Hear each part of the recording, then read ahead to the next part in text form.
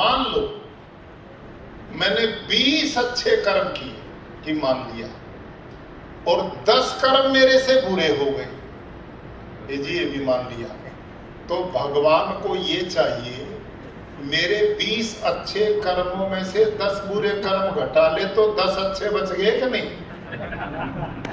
समझ में आए कि नहीं आपकी बात? समझ में आ रही कि नहीं मेरी बहनों? और ये जज भी रही आपको भाई, ये फार्मूला बड़ा ठीक है, कतई ठीक है। 20 कर्म अच्छे कर दिए एक आदमी ने और 10 गलती से बुरे हो गए, तो भगवान को चाहिए 20 अच्छे कर्मों में से 10 बुरे घटा लेगा, 10 तो अच्छे बच ही गए।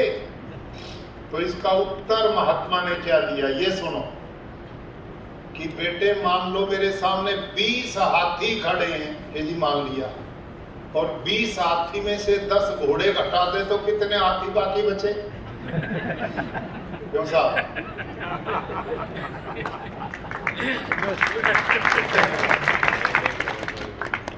तो युवक ने कहा महाराज हाथी में से तो घोड़े घट ही नहीं सकते, कि जब हाथी में से घोड़े नहीं घट सकते तो 20 अच्छे कर्मों में से भी 10 बुरे कर्म अवश्यमेव भोक्तव्यम कृतम कर्म शुभाशुभम। 20 जो अच्छे कर्म किए उसका अच्छा फल भगवान देगा, और 20 जो बुरे कर्म 10 बुरे किए उनका भी फल भोगना पड़ेगा। ये है भगवान की दयालुता और ये है भगवान की न्यायकारिता। न्यायकारी कौन है? जो जैसा कर्म करे वैसा फल दे, इसी का नाम तो न्याय है। बोलो भाई, जो जैसा कर्म करे उसे विपरीत फल देगा तो न्याय होगा कि अन्याय होगा? मैं उदाहरण देता हूं। कई बार एक गुरु जी के 2 शिष्य, एक गुरु जी के बोर तो नहीं हो गए? दुखी तो नहीं हो? प्रसंग से दूर चला गया, लेकिन बात उसी के लिए कह रहा हूं मैं, उसी प्रसंग के लिए आऊंगा, ये तो मैं आपको मजबूत कर रहा हूं।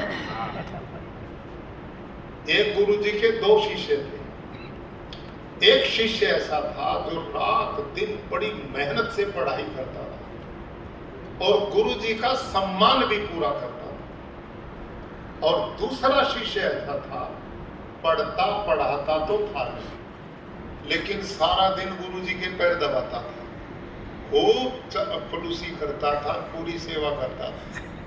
ठीक है, अब साल भर पढ़ते दोनों को हो गया, और साल के अंत में परीक्षाएं होती है कि नहीं?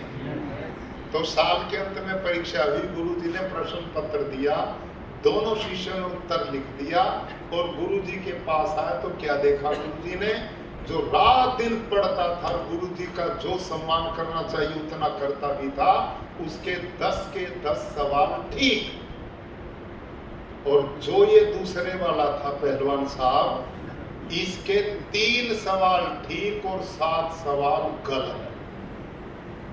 अब जब गुरु के पास में उत्तर पुस्तिकाएं आई और गुरु ने देखा यार रात दिन सेवा तो तेरी ये करता है,